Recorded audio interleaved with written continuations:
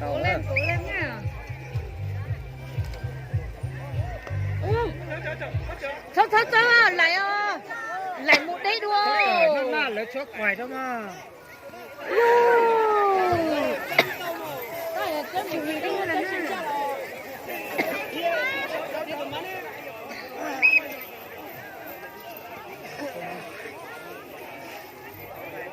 Lại con cha rồi.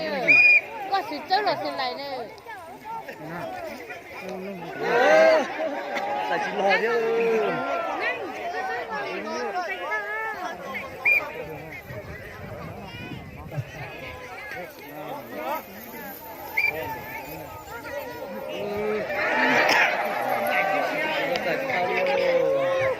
Thôi tôi nói những chuyện tốt bông thôi.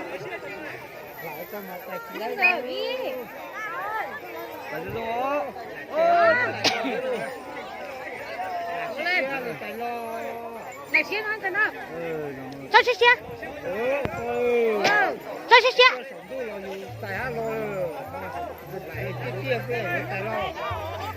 Thôi đây rồi. Đây rồi. Quan trọng thôi rồi.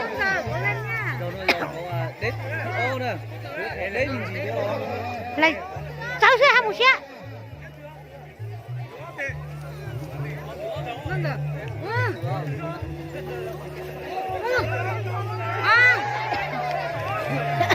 Cháu sẽ xe.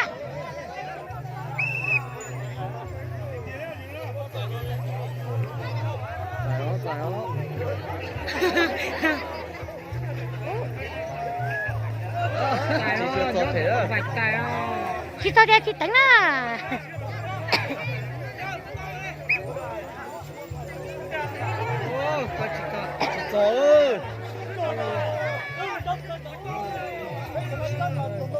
Chị rồi đâu có chó.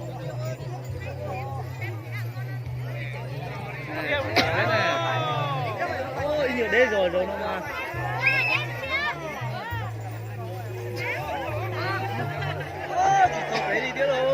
Chị tao rõ. Chị rồi lúc đầu có thảo trình như nó cho con nhiều non đâu. Chị tao rõ.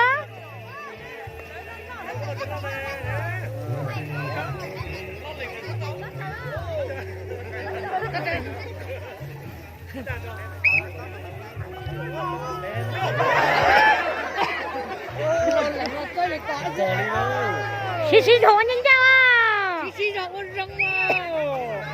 Cứ chờ lo lửng nó chừng có hát. Cái sát tại đó. Trời cho thấy chiếc tàu này mà. Tôi vừa có là toàn thì phải chở thủ rồi hả. Bây giờ không có một tổ đấy thì đã nhiều người giờ của tao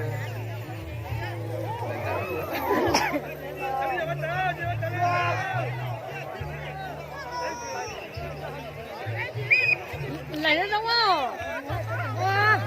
Nè nè xin này nè này phải không? Này hết một đấy á. Có xỉa đâu một đấy đua mày ơi. Có xỉa từ tí đến con nè có xỉa một đấy đua đâu.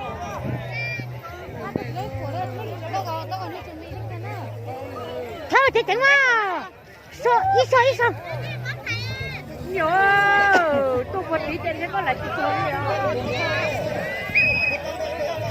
tôi tấu thiệt có 2 lít rồi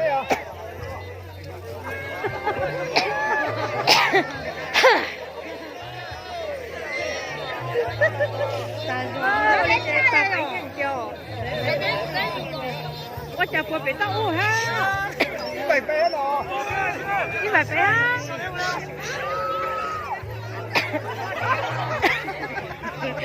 我哋咗家個攞咗婆婆攞啫嘛，冇做過婆仔做嘛？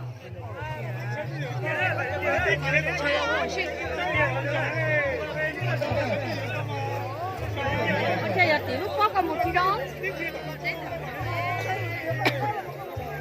他就幫你摸地停下咧，摸地咯，喲，攆頭嘛死停啊！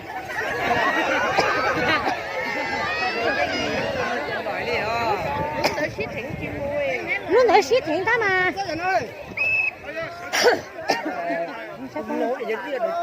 muốn sợ thay dân này thắt quả kế sợ thay dân này phải liều tổ là tổ luôn không đi dân à ít tổ là lại tháng không là lên cái tổ bao thôi này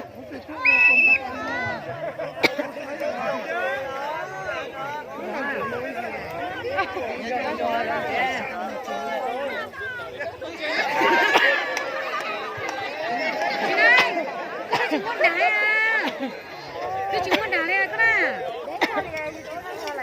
ném chân này ba bước đá này à ba bước đặt ra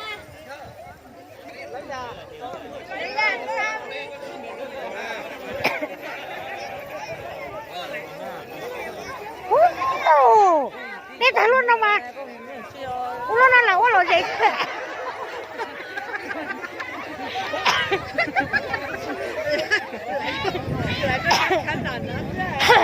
má mà xả thấy quá cháu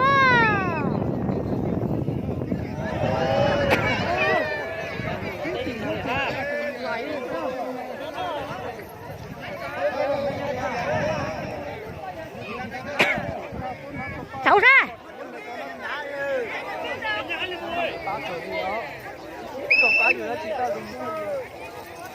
ôi trời ơi ê tiếng à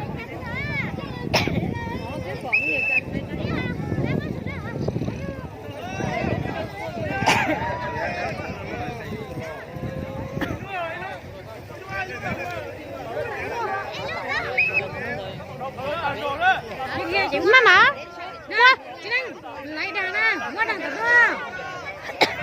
Ủa thích không? Ủa thích không?